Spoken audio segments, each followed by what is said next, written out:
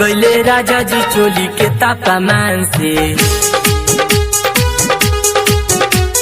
झड़ गईले राजा जी चोली के तापमान से, खेले में सामान से उ गिरले मचान से, हो गिरले मचान से।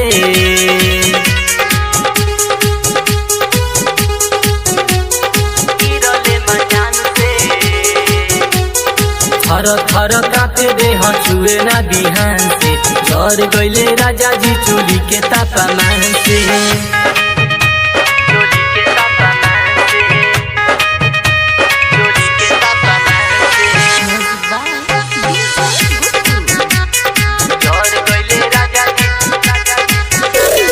चढ़ली जवनिया के पावर बहाई, पतहरे बलमुआ करेला या हिमाई। चढ़ली जवनिया के पावर बहाई, पतहरे बलमुआ करेला या हिमाई। अंगे अंगे टूटेला बदनिया उठान से,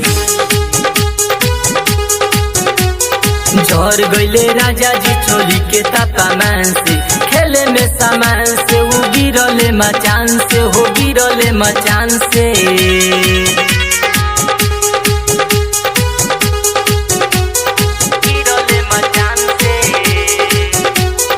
थर थर कापे देह छुए ना बिहान से, झड़ गईले राजा जी चोली के तापमान से।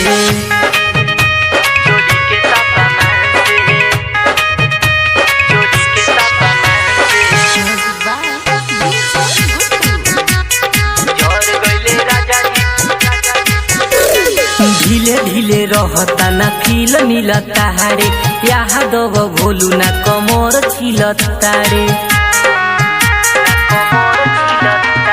ढीले ढीले रहता ना फील मिलता रे, यहाँ दब भोलू ना कमर छिलता रे। भीजे हे गुडू बात कहिले ईमान से,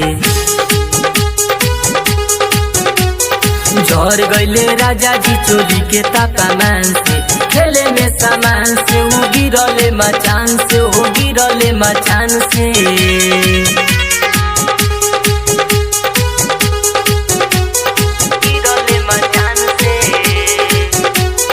थर थर कापे देह छुए ना बिहान से, झड़ गईले राजा जी चोली के तापमान से। सीरीज रिकॉर्डिंग स्टूडियो तरकुलवा बाजार।